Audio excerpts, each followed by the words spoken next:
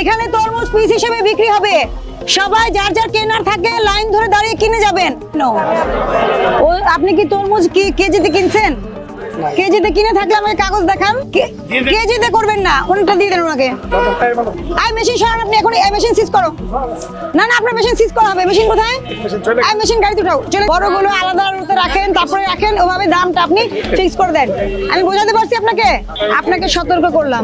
কত টাকা কিনছেন দেখি, ভাউচারটা দেখি। 240 টাকা তো বলছেন। সবাইকে বলে যাব, কেউ বিশৃঙ্খলা তৈরি করবেন না, সবাই সুন্দরভাবে দাঁড়িয়ে কিনবেন। আমাদের অভিযানের পরে এখন উনি পিসে কিনতেছে, তাহলে ওনার বোঝা উচিত ছিল যে আরো তো অভিযান হয়েছে, তাহলে উনি কি মাপ পেয়ে গেছে? দায় মুক্তি আছে আইনে। আপনার ইন্ডিমেন্টি থাকলে বলেন যে ম্যাডাম আমার দায় মুক্তি আছে। আরো যখন সোজা হয়ে গেছে, আপনি কেন বাঁকা রয়ে গেলেন? সতর্কতামূলক 3000 টাকা জরিমানা করা হলো আপনাকে।